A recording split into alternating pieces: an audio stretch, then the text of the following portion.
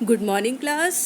आज हम आपके सामने कक्षा 10 हिंदी स्पर्श के काव्य खंड से पार्ट 3 लेकर उपस्थित हुए हैं और इसमें हम देखते हैं कि बिहारी जी ने अपने इस दोहे में क्या कहा है। तो पहला दोहा है, सोहत ओढ़े पीत पटु श्याम सलोने गात। गात मतलब होता है शरीर। मनो नीलमणि शैल पर आतप पर्यो प्रभात। देखिए ध्यान से सुनिएगा, एक एक शब्द पर जरा सा ध्यान दीजिएगा। सोहत ओढ़े पीतुपट यानी पीला वस्त्र, श्याम सलोने गात, मनो नीलमणि शैल पर आतप पर्यो प्रभात।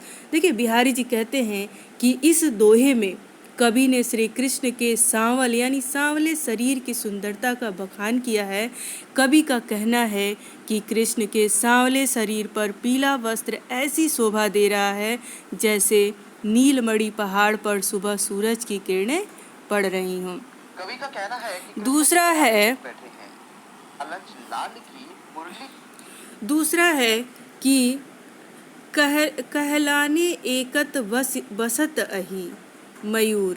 कहलाने एकत बसत अही मयूर। एक साथ बैठे हैं। मयूर मृग बाघ जगत तपोवन सौ कियो दिरघ दाध निधाय। तो इस दोहे में कवि ने भरी दोपहरी से बेहाल जंगली जानवरों का चित्रण किया है। भीषण गर्मी बेहाल जानवर एक ही स्थान पर बैठे हैं। ठीक है, कह रहे हैं कि भीषण गर्मी में जानवर एक ही स्थान पर बैठे हैं। मोर सांप एक साथ बैठे हैं। कहना ना, कहलाने एकत बसत अही मयूर मृग बाघ। कह रहे हैं कि सभी जानवर जो हैं एक ही स्थान पर बैठे हैं।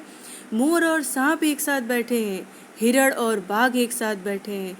कवि को लगता है कि गर्मी के कारण किसी जंगल तपोवन की तरह हो गया है। जैसे तपोवन में विभिन्न इंसान आपसी द्वेषों को भुलाकर एक साथ बैठते हैं, उसी तरह गर्मी से बेहाल ये पशु भी आपसी द्वेषों को भुलाकर एक साथ बैठे हैं। अब आइए आपके सामने हम तीसरा दोहा रखते हैं कि बतरस लालच लाल की मुरली धरी लुकाय। बतरस लालच लाल की मुरली धरी लुकाय, भौह करे सौहन हसे। भौह करे सौहन हसे, दैन्य कहे नटी जाए। है ना, देखिए इसमें क्या लिखा है, बहुत बढ़िया और इनकी बड़ी प्रचलित दोहा है ये। मुरली बतरस लालच लाल की मुरली धरी लुकाए, सौह करे भौहन हसे, दैन्य कहे नटी जाए।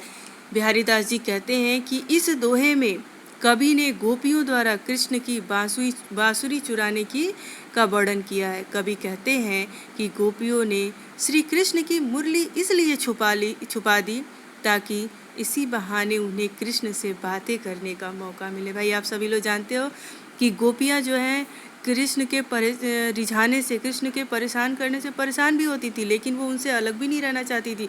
वे किसी न किसी तरीके से चाहती थी कि बस हम उन्हीं के सामने रहें। तो इसलिए क्या करती थी, कृष्ण उनसे बातें करें, उनके पास उनसे बातें करने का उनको मौका मिले, तो वो क्या करती हैं, उनकी बांसुरी जो है वो छुपाने की युक्ति बनाती हैं। सौह करे भौहन हंसे, दैन्य कहे नटी जाए। साथ में गोपियाँ श्री कृष्ण के सामने नखरे भी दिखा रही हैं। वे अपनी भौहें से तो कसमें खा रही हैं, लेकिन उनके मुंह से ना ही निकलता है। कहत नटत रीझत खिझत, मिलत खिलत लजियात, भरे भौन में करत है नैनन ही सब बात। इस दोहे में कवि ने उस स्थिति को दर्शाया है जहाँ पर भरी भीड़ में भी दो प्रेमी बातें करते हैं, है ना। किसी को पता तक नहीं चलता कि ऐसी स्थिति में नायक और नायिका आंखों ही आंखों में रूठते हैं, मनाते हैं, मिलते हैं, खिल जाते हैं, कभी कभी तो शर्माते हैं। देखिए यहाँ पे लिखा है कि कहत नटत रीझत खिझत, मिलत खिलत लजियात। यानी किसी को पता भी नहीं चलता है कि जो नायक नायिका है यानी प्रेमी प्रेमिका है वो अपने आँखों से ही, आँखों के इशारों से ही। भाई जब भी आप व्याकरण पढ़ते हो तो एक सांकेतिक भाषा भी आप पढ़ते हो, है ना, तो वो इशारों में ही बातें भी कर लेते हैं, एक दूसरे को देख करके शर्मा भी जाते हैं और ये किसी को पता भी नहीं चलता। एक ही जगह पे वहीं पे एक दूसरे को मना भी लेते हैं और उनसे रूठ भी जाने का दिखावा करते हैं। ठीक है, अब देखिए इसमें है उसके बाद वाले दोहे में कि बैठ रही अति सघन बन, बैठ सदन तन माँ, देख दोपहरी जेठ की, छाहू चाहत छाँ। इसमें दिया है कि बैठ रहते अति सघन बन, सघन यानी घने बन की बात कर रहा है। बैठ सतन तन माँ, देख दोपहरी जेठ की, छाहों चाहत जा। भाई देखिए इसमें कभी ये कह रहा है कि इतनी सघन जंगल में भी क्या है, घर में बैठे हुए भी हैं, और ये जो जेठ की दोपहरी है, जेठ का महीना, ये जो आपका मई और जून का महीना है उसे हम जेठ का महीना कहते हैं, उस महीने में भी छाँ की चाहत रखती है। तो देखिए कभी क्या कहते हैं, इस दोहे में कवि ने जेठ महीने यानी गर्मी का चित्रण किया है। कवि का कहना है कि जेठ की गर्मी इतनी तेज होती है कि छाया भी छाँ ढूंढने लगती है। ऐसी गर्मी में छाया भी कहीं नजर नहीं आती, वह या तो अपने घने जंगलों में बैठी होती है या फिर किसी के घर के अंदर बैठी होती है। अगला दोहा है हमारा, कागद पर लिखत न बनत, कहत सदेसु लजात, कहिए सब तेरो हियो, मेरे हिय की बात। देखिए क्या कहते हैं नायक। इस दोहे में कवि ने उस नायिका की मन स्थिति का चित्रण किया है ना, जो अपने प्रेमी के लिए संदेश तो भेजना चाहती है, लेकिन नायिका को इतना लंबा संदेश भेजना है कि वह कागज तक पर नहीं समा पा रही। देखिए इसमें लिखा है ना कि कागज पर लिखत न बनत, यानी कागज पर भी लिखते नहीं बन रहा है। कहत सदेसु लजा दिए, बात कहते हुए भी उसको मतलब एक शर्मा जाती है और कहती है कि मेरी तो बात, मेरा तो संदेश ही इतना बड़ा है कि उस कागज पर भी नहीं अटेगा। नायिका को इतना लंबा संदेश भेजना है कि वो कागज पर नहीं समा पाएगा, लेकिन अपने संदेश वाहक के सामने उसे वह सब कहने में शर्म भी आ रही है। नायिका संदेश वाहक से कहती है कि तुम मेरे अत्यंत करीबी हो, इसलिए अपने दिल से तुम मेरे दिल की बातें कह देना। मतलब नायिका की मन स्थिति ऐसी है उस समय कि नायिका कुछ कहना भी तो चाहती है, लेकिन क्या करती है, शर्माती भी है। और उसकी बातें, उसका संदेश इतना लंबा है कि वो उस चिट्ठी पे नहीं लिख पाती, उस पेपर पे, उस कागज़ भी कम पड़ जाता, और जो संदेश वाहक था उसके सामने अपने मन के बात को कहने से भी शर्माती है। तो वो कहती है कि तुम मेरे सबसे करीबी हो, अपने ही शब्दों में उनके तक मेरा ये संदेश पहुंचा देना।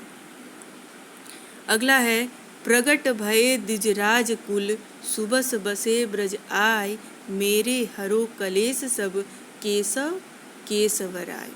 कवि का कहना है कि श्री कृष्ण ने स्वयं ही ब्रज में चंद्रवंश में जन्म लिया था, मतलब अवतार लिया था। बिहारी के पिता का नाम केशव राय था, इसलिए वे कहते हैं कि हे कृष्ण, आप तो मेरे पिता समान हैं, इसलिए मेरे सारे कष्ट को क्या करिए, दूर कर दीजिए।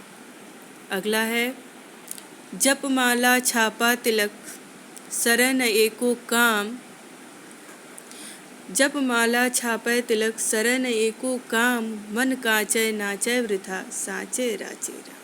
देखिए ध्यान से देखिए, एक एक शब्दों में इनके जादू है। जपमाला छापै तिलक, शरण एको काम। यहाँ पे देखिए एक ध्यान दीजिएगा कि इसमें उत्प्रेक्षा अलंकार की बात की गई है, यानी बढ़ा चढ़ा करके जो बातें होती हैं वहाँ पे उत्प्रेक्षा अलंकार आता है। तो देखिए कैसे लिखा है कि जप माला छापै तिलक, शरण एको काम, मन काचे नाचे वृथा, साचे राचे राम। मतलब कबीरदास जी कहना चाहते हैं कि आडंबर और ढोंग किसी काम के तरह नहीं होते, मन तो कांच की तरह है, यानी शीशे की तरह है, क्षण भर में भंगुर हो जाता है, टूट जाता है, जो व्यर्थ में ही नाचता रहता है। यानी मन क्या है, मन चंचल है, मन चारों दिशा में नाचता रहता है, एक जगह स्थिर नहीं रहता है। तो वही वो कह रहे हैं कि मन तो है कांच की तरह, क्षण भर में भंगुर हो जाता है, जो व्यर्थ में ही नाचता रहता है। माला जपने से, माथे पर तिलक लगाने से या 1000 बार राम राम लिखने से कुछ नहीं होता है। इन सब के बदले यदि सच्चे मन से प्रभु की आराधना की जाए तो तो सबसे ज़्यादा सार्थक होगा। यहाँ पे लिखा है कि जप माला छापा तिलक, यानी माला जपने से, तिलक छापने से शरण एको काम, एक ही काम नहीं होता है। मन कांचे नाचे बिरता, ये जो मेरा मन है ना, ये कांच के समान है। क्या करता है? व्यर्थ में ही चारों तरफ घूमता रहता है। राम को तो अगर पाना है, यानी प्रभु से मिलना है, तो क्या करना है? सच्चे मन से उनका नाम लेना है, उनकी भक्ति करना है। ठीक है, उम्मीद करते हैं कि आपको समझ में आया होगा। धन्यवाद।